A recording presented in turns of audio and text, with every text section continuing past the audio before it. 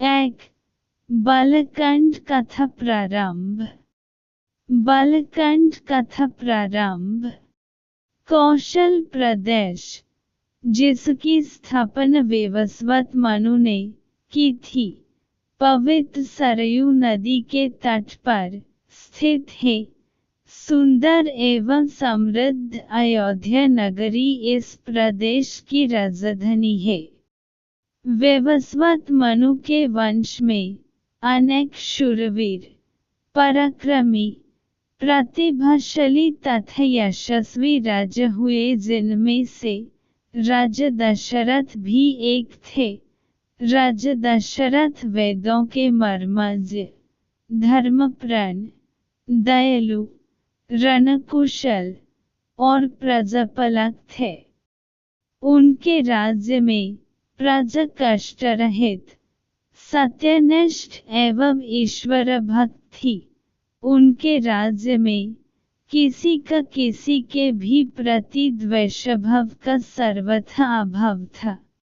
एक दिन दर्पण में अपने कृष्णवर्ण केशों के मध्य एक श्वेत रंग के केश को देखकर महाराज दशरथ विचार करने लगे कि अब मेरे यौवन के दिनों का अंत निकट है और अब तक मैं निःसंतान हूँ।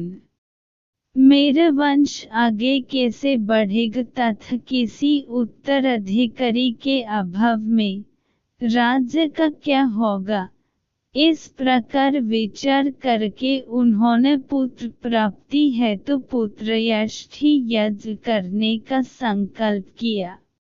अपने कुलगुरु वशिष्ठ जी को बुलाकर उन्होंने अपना मंतव्य बताया तथा यज्ञ के लिए उचित विधान बताने की प्रार्थना की। उनके विचारों को उचित तथा युक्तियुक्त जानकर गुरु वशिष्ठ जी बोले, हे राजन, पुत्रयष्टि यज्ञ करने से अवश्य ही आपकी मनोकामना पूर्ण होगी, ऐसा मेरा विश्वास है।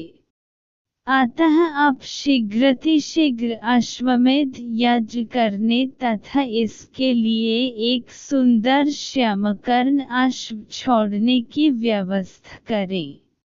गुरु वशिष्ठ की मंत्रणा के अनुसार शीघ्र ही महाराज दशरथ ने सरयू नदी के उत्तरी तट पर सुसज्जित एवं अत्यंत मनोरम यज्ञशाला का निर्माण करवाया तथा मंत्रियों और सेवकों को सारी व्यवस्था करने की आज्ञा देकर महाराज दशरथ ने रनिवास में जाकर अपनी तीनों रानियों कौशल्या, कैकेयी और सुमित्रा को यह शुभ समाचार सुनाया। महाराज के वचनों को सुनकर सभी रानियां प्रसन्न हो गईं।